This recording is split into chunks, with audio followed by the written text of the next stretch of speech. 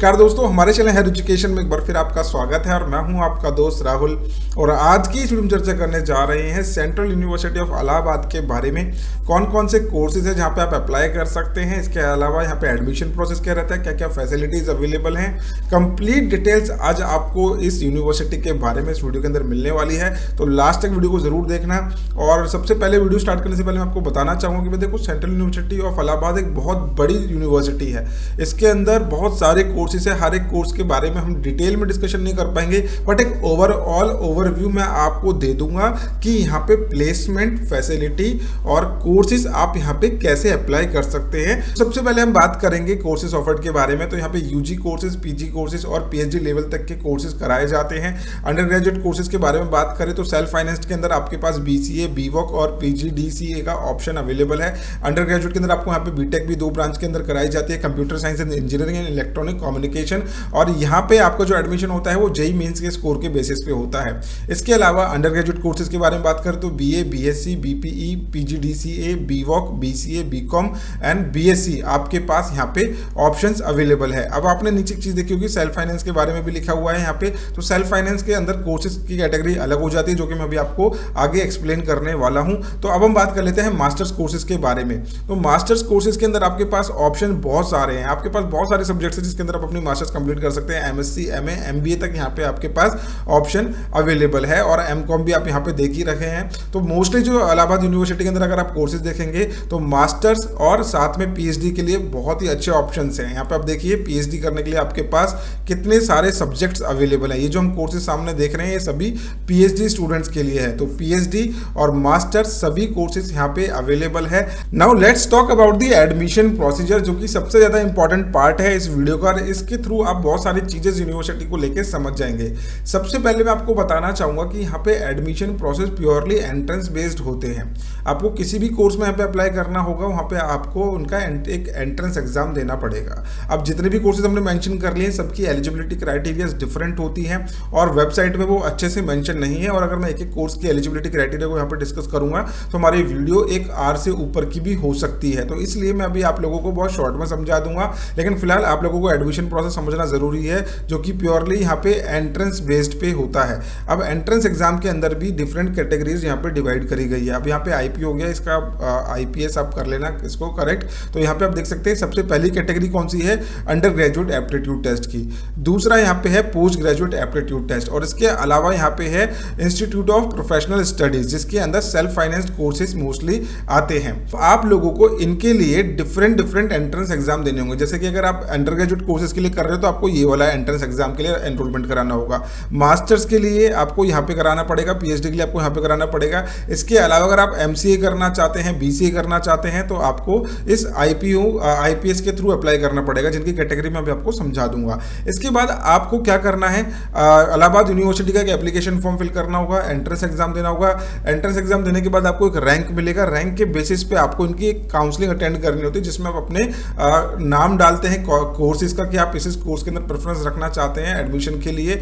अब जैसे ही आपका कट ऑफ में नाम आ जाता है, आप लोगों को अपनी फी पे करनी होती है और यूनिवर्सिटी में जाके रिपोर्टिंग कर देनी होती है। अब ये है केस नंबर 1। केस नंबर 2 भी डिस्कस कर लेते हैं, क्योंकि नेशनल एजुकेशन पॉलिसी 2022 में 20 में आपका CUCET का जिक्र हुआ था और इस साल आप लोगों का दिल्ली यूनिवर्सिटी ने भी इसको ऑप्ट कर लिया है, JNU ने भी इसको ऑप्ट कर लिया है और इंडिया की तमाम सेंट्रल यूनिवर्सिटीज़ के अंदर इसको इम्प्लीमेंट होना है। तो मोस्ट प्रोबेबली फ्रॉम 2022 सेशन में यहाँ पे इनका खुद का एंट्रेंस एग्जाम हट सकता है और इसके अलावा यहाँ पे CUCET का इम्प्लीमेंटेशन हो सकता है। और CUCET आ जाने से आप लोगों को एक ऑप्शन ये अच्छा मिल जाता है कि आप इलाहाबाद यूनिवर्सिटी के अलावा और भी बाकी सेंट्रल यूनिवर्सिटीज के अंदर उस स्कोर के बेसिस पे अप्लाई कर पाएंगे। तो CUCET के बारे में मैंने बहुत डिटेल में चर्चा करी हुई है, आप लोगों के साथ इस चैनल के साथ जुड़ जाइए। और CUCET is basically central university common entrance test. तो इसके थ्रू आपको यहाँ पे मोस्ट प्रोबेबली सेशन 2022 से एडमिशन अपना करवाना होगा। अगर आप सेंट्रल यूनिवर्सिटी एंट्रेंस एग्जाम को अच्छे से समझना चाहते हैं तो आप इस चैनल के साथ जुड़ जाइए। दूसरा, एंट्रेंस एग्जाम की प्रिपरेशन करना चाहते हैं इलाहाबाद सेंट्रल यूनिवर्सिटी के लिए, CUCT के लिए, तो हमारा बैच ऑलरेडी ऑनगोइंग है जिसमें हम आपको लाइव क्लासेस देते हैं। You are all are most welcome. Description में मैंने आप लोगों को लिंक दे दिया है। अब इलाहाबाद सेंट्रल यूनिवर्सिटी के एडमिशन प्रोसेस को और भी अच्छे से समझ लेते हैं। समझने के लिए आपको सबसे पहले ये ध्यान रखना होगा कि आप किस कोर्स के लिए अप्लाई कर रहे हैं, ठीक है। तो हर एक कोर्स के लिए अलग कैटेगरी है और ध्यान रखना, ये जो कैटेगरी मैं अभी आपको बता रहा हूं ये सिर्फ और सिर्फ इनके एडमिशन प्रोसेस पर डिपेंड करता है। जैसे कि मैंने अभी आपको थोड़ी देर पहले क्या बताया था कि इट माइट बी पॉसिबल कि 2022 यानी कि इस सेशन से CUCT इंप्लीमेंट हो जाए। तो जितनी भी चीज़ें अभी हम सुनने वाले हैं वो सभी चेंज हो जाएंगी if in case CUCT implement हो जाता है। अगर नहीं इंप्लीमेंट होता तो जो प्रोसेस मैं अभी आपको बताने जा रहा हूँ यही एज इट इज़ यहाँ पे रहेगा। तो आप देख सकते हैं यहाँ पे आपके पास कोर्सेज की कैटेगरी होती है, जैसे कि इंस्टीट्यूट ऑफ प्रोफेशनल स्टडीज़ के अंदर इन सभी कोर्सेज की कैटेगरी डिवाइड है। अगर आपको इन कोर्सेज में अप्लाई करना है जैसे कि MCA, BCA, BVoc in media production, that is BJMC journalism and mass communication and media studies, in courses में अगर आपको अप्लाई करना है तो आप लोगों को इनका IPS वाली कैटेगरी में अप्लाई करना होगा और इसके लिए जो पैटर्न है बिल्कुल डिफरेंट रहेगा एंट्रेंस एग्जाम का। अब यहाँ पे आप इनकी सीट इंटेक्स भी देख सकते हैं। 58 सीट्स है BA मीडिया स्टडीज़ के अंदर, BVoc के अंदर मीडिया प्रोडक्शन के अंदर 50 सीट्स हैं, BCA के अंदर 100 सीट्स हैं। 5 year integrated BCA and MCA के अंदर यहाँ पे 50 सीट्स अवेलेबल है इलाहाबाद सेंट्रल यूनिवर्सिटी के अंदर। तो आपको ध्यान किस बात का रखना है कि आप किस कोर्स में अप्लाई कर रहे हैं, वो चीज़ भी आपको पता होनी चाहिए कि वो किस कैटेगरी में आ रहा है। तो ये जो कोर्सेज है IPS की कैटेगरी में आते हैं। अब हम इनके एंट्रेंस एग्जाम के सिलेबस के बारे में डिस्कस कर लेते हैं। देखो यहाँ पे इनके ब्रोशर में ये चीज़ भी मेंशन है, if you want to apply for 5 year integrated BCA and MCA तो आप लोगों का एंट्रेंस एग्जाम का सिलेबस इस तरीके से कुछ रहेगा। General English, reasoning and general knowledge, mathematics and computers, तो ये आप लोगों का सिलेबस रहेगा। अगर आप इसकी प्रिपरेशन करना चाहते हैं तो मैंने आपको लिंक डिस्क्रिप्शन में दे दिया है ऑलरेडी। आपको कंप्लीट कोर्स सुपर 30 नाम से हमारा मिल जाएगा जिसके अंदर हम BCA की स्पेशलाइज्ड कोचिंग करवाते हैं स्टूडेंट्स को। अगर आप BJMC करना चाहते हैं, मल्टीमीडिया कम्युनिकेशन में एडमिशन लेना चाहते हैं तो इसके लिए भी डिटेल सिलेबस सब कुछ हमने अपनी एप्लीकेशन पर पढ़ाया हुआ है। अब देखिए BA इन मीडिया स्टडीज़ के अंदर अप्लाई करने के लिए आपको इन चीज़ों की प्रिपरेशन करनी होगी। मास मीडिया को क्या कहते हैं हम, मीडिया एप्टीट्यूड। अगर आप इसकी प्रिपरेशन करना चाहते हैं डिस्क्रिप्शन में मैंने आपको लिंक दे दिया है। You are all most welcome. And आप किसी भी कोर्स में अप्लाई कर रहे हैं मोस्ट प्रोबेबली हम आप लोगों की तैयारी करा ही रहे हैं हर एक कोर्स के लिए। नेक्स्ट कैटेगरी आती है यहाँ पे अंडर ग्रेजुएट एडमिशन टेस्ट की, ठीक है। तो यहाँ पे क्या होता है, इन कोर्सेज के लिए अलग कैटेगरी है। BA, bachelor of science, BSc bio, BSc home science, bachelor of commerce, bachelor of fine arts, bachelor of performing arts. तो इन कोर्सेज के लिए सेपरेट कैटेगरी है, कौन सी, यूगेट नाम से। इसका आपको एग्जाम देना होगा अलग से, ठीक है। आपको अगर इन कैटेगरी में अप्लाई करना होगा तो आपको इस नाम से एंट्रेंस एग्जाम देना होगा जिसके अंदर सिर्फ यही कोर्सेज आते हैं और इनका भी जो एग्जामिनेशन पैटर्न है बिल्कुल ही डिफरेंट है। क्राइटेरिया, एलिजिबिलिटी हर एक कोर्स का डिफरेंट होता है। यू हैव टू चेक कि आप किस कोर्स के अंदर अप्लाई कर रहे हैं। जैसे कि आप देख सकते हैं BA एडमिशन टेस्ट के लिए आपसे कौन से सेक्शन पूछे जा रहे हैं, English language, general awareness, reasoning, test of subject, मतलब आपके जो सब्जेक्ट हैं क्लास 12th के अंदर उसमें से आपको इन 3 में से कुछ सब्जेक्ट चूज करने होंगे, जैसे कि सब्जेक्ट स्पेसिफिक टेस्ट है। तो इस तरीके से हर एक कोर्स का अलग इन्होंने क्राइटेरिया रखा हुआ है। अब हम मूव करते हैं पोस्ट ग्रेजुएट एडमिशन टेस्ट की तरफ। अब यहाँ पे थोड़ा सा डिफरेंट हो जाता है क्राइटेरिया। जैसे कि आप यहाँ पे देख सकते हैं पोस्ट ग्रेजुएट है तो यहाँ पे सिर्फ और सिर्फ आपको मास्टर्स कोर्स करने को मिलेंगे। इस एग्जाम की कैटेगरी अलग हो जाती है। अब यहाँ पे लिस्ट 1 आप देख सकते हैं जिसके अंदर ह्यूमैनिटीज एंड सोशल साइंसेज के कोर्सेज है। MSc रिलेटेड आप अगर इनमें करना चाहते हो तो आपको लिस्ट 1 चूज करनी होगी। लिस्ट 2 के अंदर कौन से कोर्सेज अवेलेबल है, MSc वाले। लिस्ट 3 के अंदर आपके पास कोर्सेज अवेलेबल है MA, MSc और ये वाले कोर्सेज अवेलेबल है। और इसके बाद लिस्ट 4 के अंदर कॉमर्स रिलेटेड कोर्सेज आपके पास है MCOM और LLM का। इसके बाद नॉन कन्वेंशनल कोर्सेज के अंदर आपकी लिस्ट 5 क्रिएट हो जाती है, B.Ed, MBA, MBA rural, MEd, MPed, ठीक है। तो ये जो आपको कैटेगरी समझना बहुत ज़रूरी है, that I am telling you कि अगर आप इन कोर्सेज में अप्लाई करना चाहते हैं, इंस्टीट्यूट ऑफ प्रोफेशनल स्टडीज़ का आपको कैटेगरी चूज करनी होगी, यूगेट का अलग होता है जिसके अंदर डिफरेंट कोर्सेज आते हैं। आई होप आप लोगों को ये तीनों कैटेगरी समझ में आ गई होंगी। इसके अलावा मैं आप लोगों को बस ये क्लियर करना चाह रहा हूं कि आप किसी भी कैटेगरी के अंदर अप्लाई कर रहे हो उनमें से, ठीक है, आप किसी भी कैटेगरी में अप्लाई कर रहे हो, अगर इस साल CUCT इम्प्लीमेंट हो जाता है तो इलाहाबाद यूनिवर्सिटी का पूरा जो पैटर्न सिलेबस वगैरह है सब कुछ CUCT के अंडर में आ जाएगा, तो उसके हिसाब से ही आपको एग्जाम देना होगा। तो फिंगर आर क्रॉस्ड, अगर इलाहाबाद यूनिवर्सिटी ऑप्ट करती है CUCT that is well and good, नहीं तो आपके इनके एंट्रेंस एग्जाम की प्रिपरेशन आपको करनी होगी। और हम बात कर लेते हैं कॉलेजेस कौन कौन से एफिलेटेड है। कॉलेजेस इलाहाबाद यूनिवर्सिटी के अंदर आते हैं Allahabad degree college, Arya Kanya degree college, Chaudhary Mahadev Prasad degree college, Ewing Christian college, Hamidia girls degree college, Ishwar Sharan degree college, Jagat Taran girls degree college, KP training college, Rajshree Tandon girls degree college, Sanwal Das Sadan Lal Khanna college, Shyama Prasad Mukherjee government degree college. अब ये कॉलेजेस जो हैं under में आते हैं इलाहाबाद यूनिवर्सिटी के।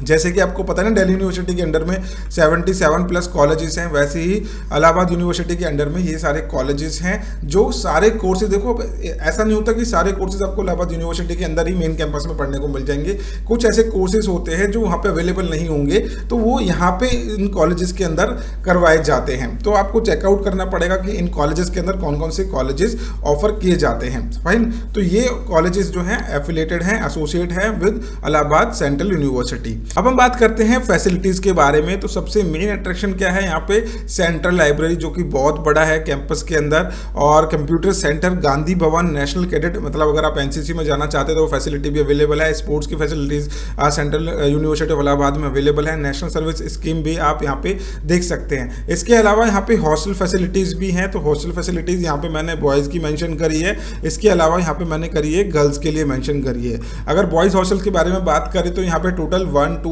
3 4 5 6 7 8 9 हॉस्टल्स हैं। Different hostels बने हुए हैं जिनके अलग अलग नाम हैं।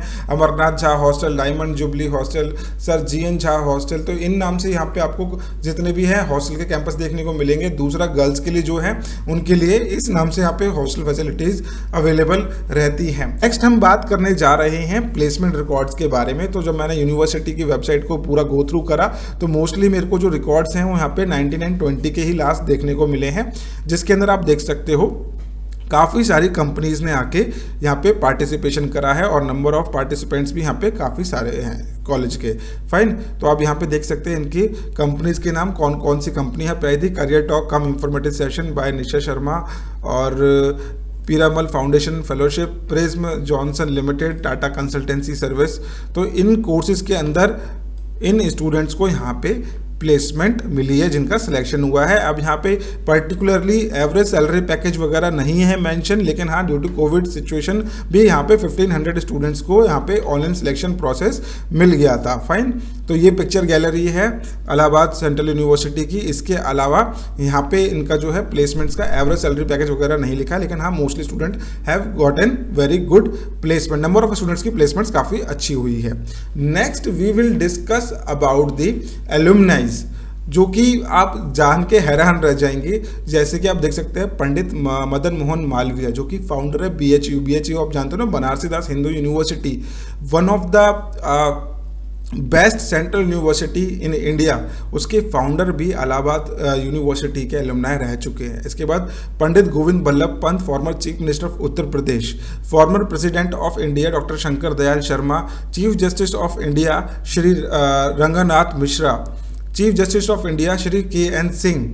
कितने बड़ी बड़ी हस्तियां इलाहाबाद सेंट्रल यूनिवर्सिटी से पढ़ के निकली हुई हैं और आज देश का नाम रोशन कर रही हैं। फाइन, तो आप लोग इस यूनिवर्सिटी में अगर अप्लाई करना चाहते हैं तो बिल्कुल भी आपको ढील नहीं छोड़नी है। आप जिस भी कोर्स में अप्लाई करना चाहते हैं, कोर्सेज की लिस्ट मैंने आप लोगों को दिखा दी है, आप जिस भी कोर्स में अप्लाई करना चाहते हैं जस्ट गो थ्रू दैट कि उसके लिए एलिजिबिलिटी क्राइटेरिया पर्टिकुलरली क्या रखा हुआ है, क्या उसके एंट्रेंस एग्जाम के सिलेबस में पूछा जा रहा है, अगर CUCT आया तो कितनी सिमिलैरिटीज होंगी, और ये सभी चीज़ें आप लोगों की क्लियर हो जाएगी इस चैनल पे। तो चैनल के साथ तो आप बिल्कुल जुड़ जाओ।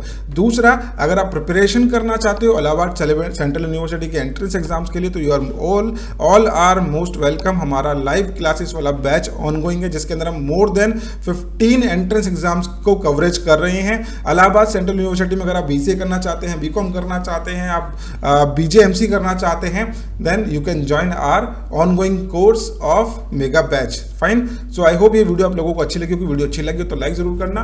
मिलते हैं नेक्स्ट वीडियो में इसी तरीके के एजुकेशनल कंटेंट के साथ। Thank you so much.